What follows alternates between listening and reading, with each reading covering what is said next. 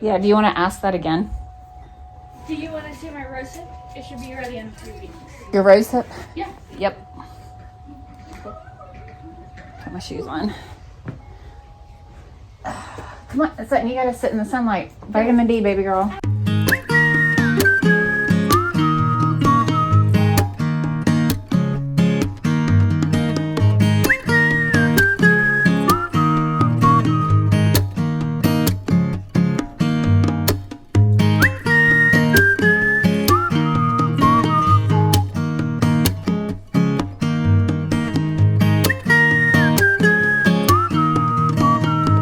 Hi, Blueberry.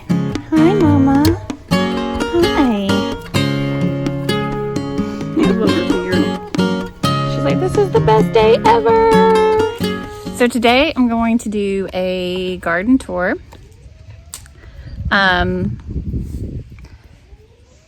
It is, December 9th, I think. Yeah, December 9th, 2020. And we have had a relatively warm fall. It was nice. It was very pleasant. And we had a fair amount of rain, just a decent amount of rain. And I had my daughter grab my camera, so she's making me pose. Here, where do you want it? Huh? Where do you want it? You just set it down on the, yeah, that works. Just don't let me forget that it's out here. So we've had a fair amount of rain, which has been great, and our winter has been winter so far. I mean, we had our first frost, like killing frost, right around the 1st of December, which is, right, does that make sense? Maybe we had it right before I had my surgery, so maybe it was around the November. My days are really kind of messed up at this point. But in the fall or late summer, I planted, I direct sowed all these seeds, and I've shown you all what has been coming up. And I want to take you all around today. And this is a garden tour of a not maintained garden. After chemo, I got sick. I laid on the couch for a while. I was hoping to come out and manage everything, but I couldn't manage everything. And for the most part, I watched my garden grow from that window right there. I have put off coming outside with maybe a little bit of, what's that, fear of going outside. Maybe a little bit of those tendencies, because I knew if I went outside and looked in the garden, I would get really overwhelmed and have a lot of anxiety for the amount of work that needs to be done. I need to thin out a whole heck of a lot of stuff. And we've been doing that slowly because I've been eating a lot of salads and a lot of leafy greens, which is why I planted the way that I planted. So that way we can thin it out as we're eating it, and we're eating like the baby leaves and the baby lettuce, and it's all so super great. But I've pretty much have done nothing to my garden for fall and winter. And I'm amazed at what we have produced by doing absolutely nothing. This is my first time doing a fall winter garden that has actually grown anything. Okay. Also keep in mind that I've just spent the last 6 months in chemotherapy. So this is not going to be a picture perfect garden. And because most of the time your gardens never are. Don't chew my camera strap. Most of the time your gardens are never going to be picture perfect. There's always going to be things that you want to have done. You know how most people will spray their yards to get rid of dandelion? She planted some. So she's over here right now harvesting some dandelion root. And this wild strawberry has taken it over. Wild strawberry. So we have wild strawberry right there. This is next to the herb bed. So you can see where this is right here. This is pineapple sage. And we need to cut this down. This thing got huge this year. And pineapple sage is so great. And when it flowers, those flowers smell amazing. And then we have that's lemon balm, and it's still doing great. And then this is parsley. This parsley smells and tastes amazing. And if you look at this, these are all onions. What we did here is we took the green onions from the stores, and I took the little ends that we're not going to eat with the roots, and we just planted them out here. We didn't root them in water. All we did was take them out here, stuck them in the ground, and this is what they're doing.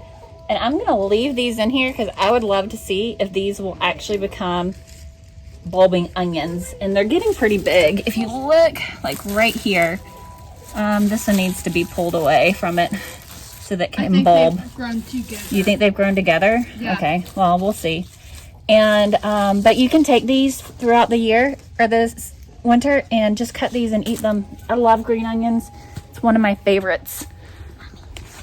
It's this color. Oh, cool. We're also pulling carrots. Let's see if we can get you a better... See that? Isn't that a beautiful color? It's pretty awesome. Let's see, and then... But this is her herb bed that's got to really get thinned out, and we've got weeds everywhere. But like I said, it is what it is. Okay, so here's bed 1, and I have green onions. Again, these are just from the store right here. And then this is spinach right here. We've been just coming in and pulling leaves off of these to eat throughout. This is a frost hardy spinach variety. Spinach does better in cold weather than it does in warm weather. And but I'm sure there are probably varieties of spinach that would do pretty decent in summertime. And then here's my cilantro. You know, we associate cilantro with summertime because tomatoes and salsa, I mean, it's pretty amazing. But do you see how good this is growing? I've never grown cilantro in the, been successful in the summertime, and I'm growing it now in the wintertime. This is not supposed to be frost hardy, but it's survived a whole bunch of really hard killing frosts. So I'm happy with it. This is my dill. I knew my dill would not last at all.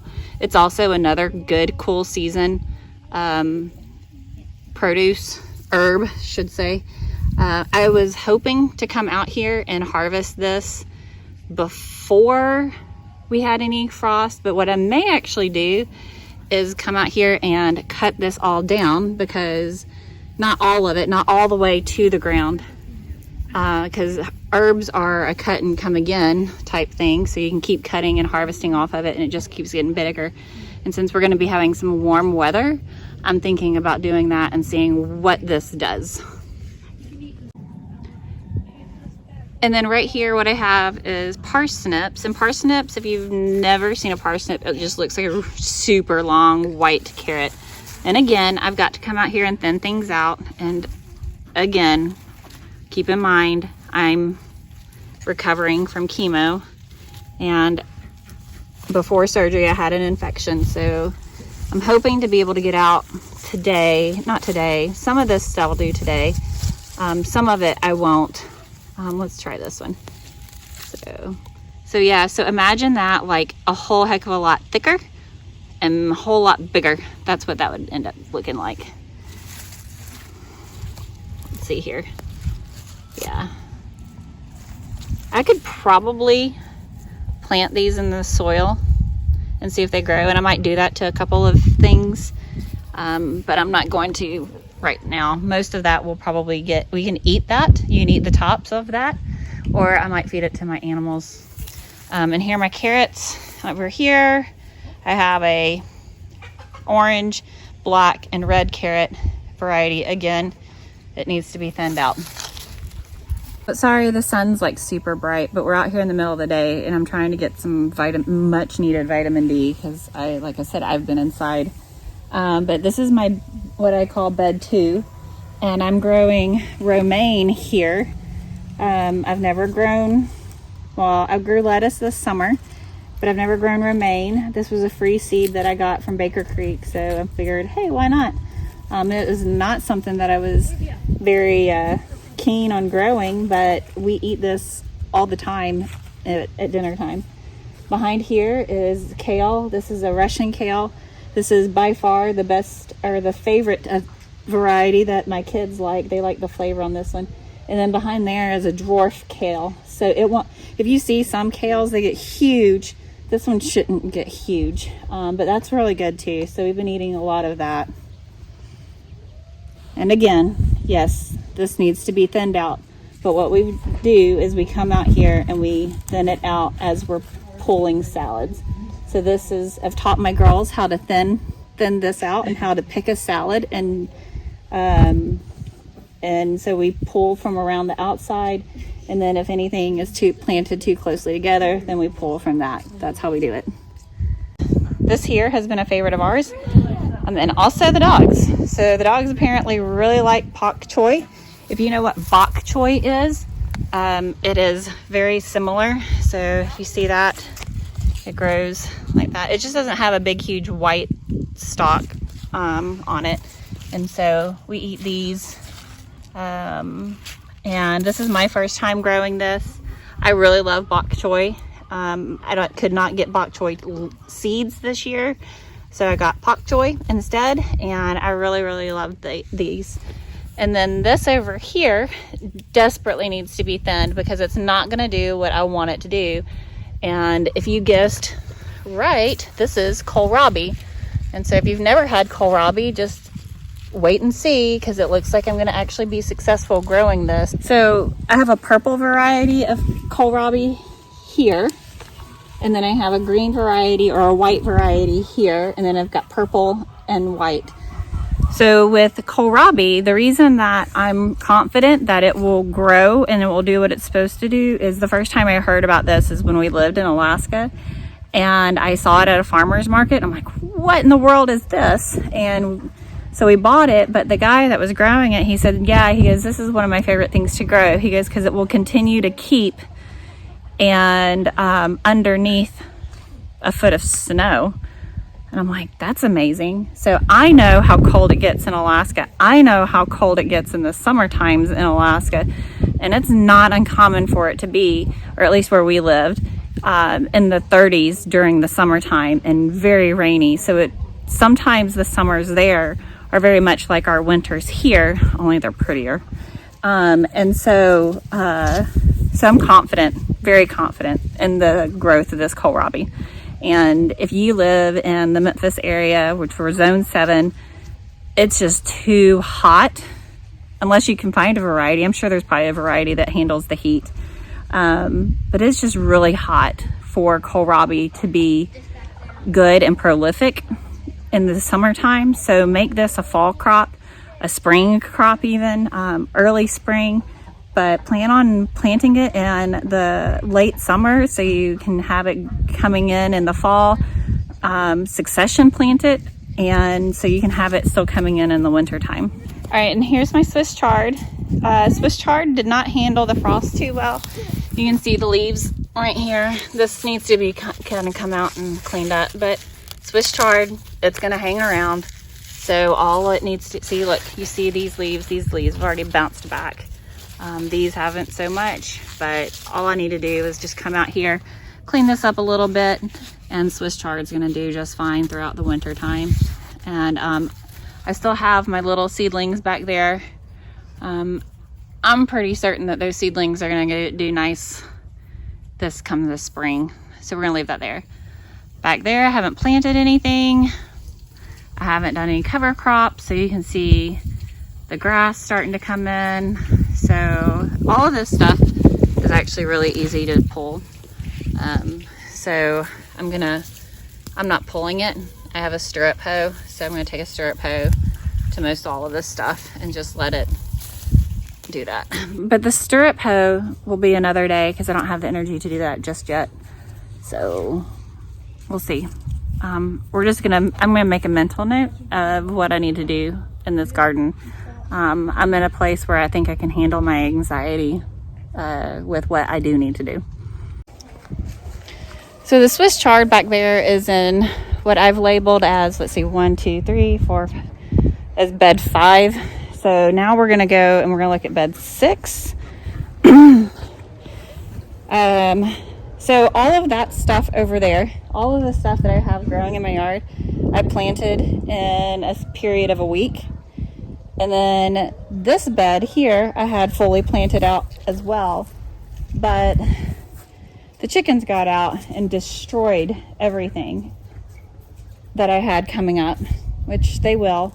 So I went in, and that was about 2 weeks. Everything was sprouting and looking beautiful. And so I'm like, okay, so I went out and I replanted this bed. So 2 weeks after that stuff, and if you look, nothing sprouted. That's radishes. They didn't mess with the radishes. But nothing sprouted on this end or that end. So just a 2 week difference of direct sowing for a fall winter garden down here, and nothing grew. So timing is important. And so, I mean, especially if I was direct sowing. Now, if I started these in seed trays inside and then brought them out here, then I would have stuff growing. But it was too cold in the soil for it to germinate, so it didn't germinate. And who knows? They may lay dormant and germinate in the springtime. That'll be interesting. That was the first time I had that thought, so we'll see how that works. But like I said, here are radishes, and the leaves are all starting to wilt again. The chickens, when they came in, they scratched things up, so these should have been like 2 pretty rows. And I intended on harvesting radishes a long time ago.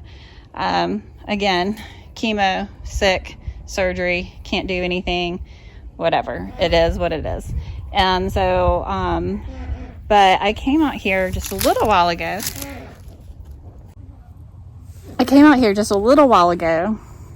And just to see what I had growing.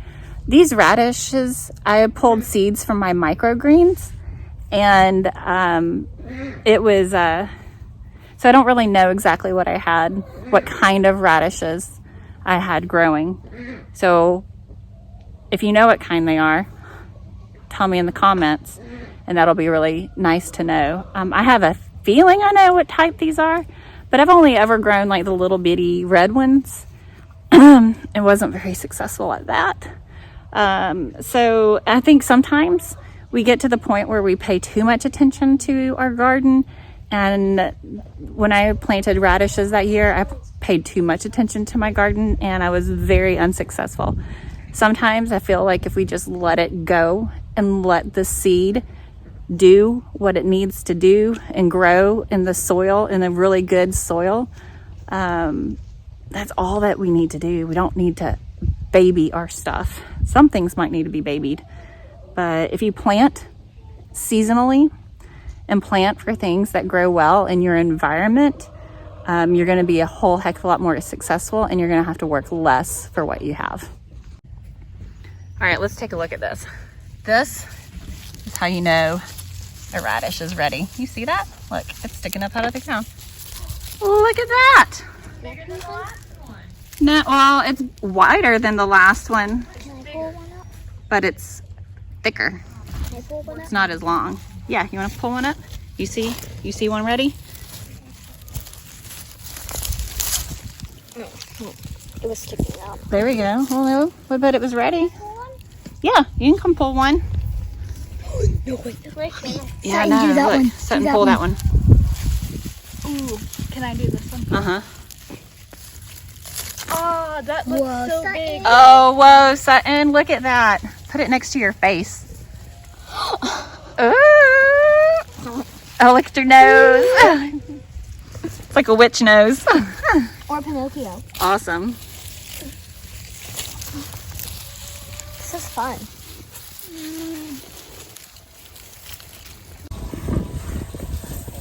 All right, so I'm in my garden bed and I almost fell. My balance isn't the best right now. Still, I have neuropathy in my feet, so my feet are really, my toes, I can't feel them, and that has messed my balance up a little bit. So if I bend over, it's not gonna be super great. All right, look, show the camera. Look at that. Look at all that bouquet. Is that daikon radish? That's what I'm wondering. I wonder if that one's too big. I don't know much about radishes at all. I know I like to eat them pickled. That I do know. That sounds good. You're gonna set it on the picnic table? Sweet. And if you can't tell, I got a new haircut. My best guess on what they are is the long white radish. The long white radish. That makes a lot of sense, huh? Yeah. Okay. So also over here we have some echinacea. My daughter is collecting the seeds off of that, or some of them at least. The echinacea is going to be transplanted to another spot. Echinacea comes back year after year. And then you can see here on the trellises we have peas.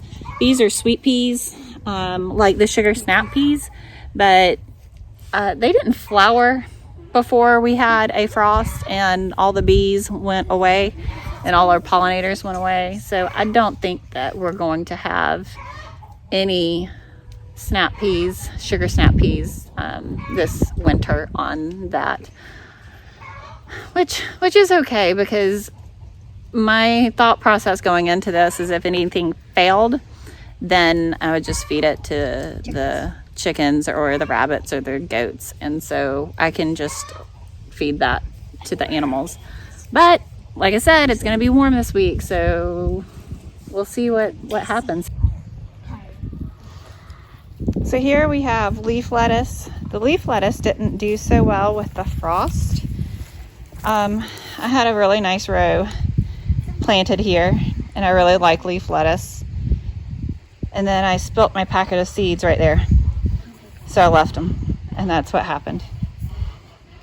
This right here is mustard, and it's got some issues from the frost, so I'll come out here and pull the leaves that don't look so great. Like that doesn't look so great.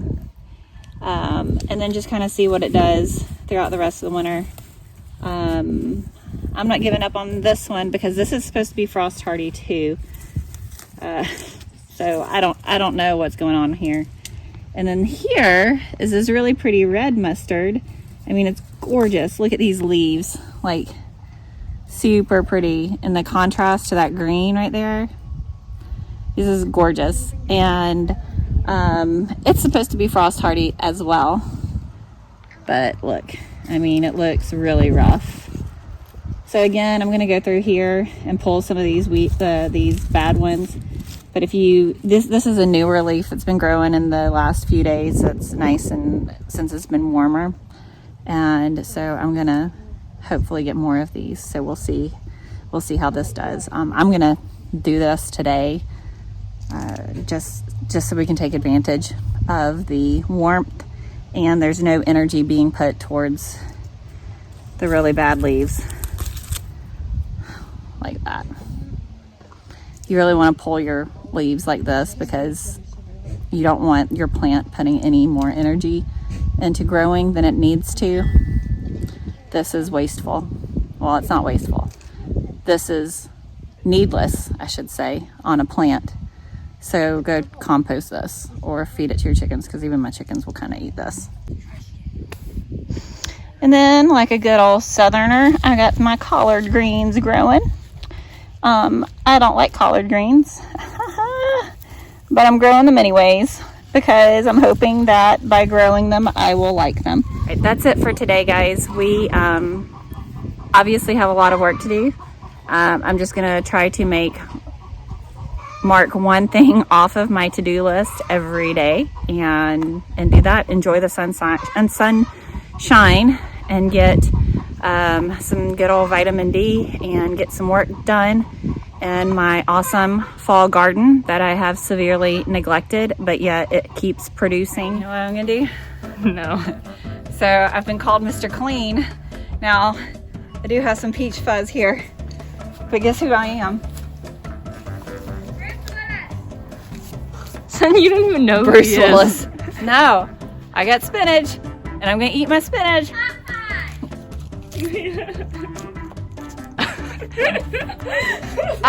Papa Sailor Man. I don't know the rest of the song. I don't either, so. I mean, when I was a kid, it was, I'm Popeye the Sailor Man. Toot toot. I live in a garbage can. Toot toot. Is he really? I don't know. I'm strong to the finish because I eat my spinach. I'm Popeye the Sailor Man.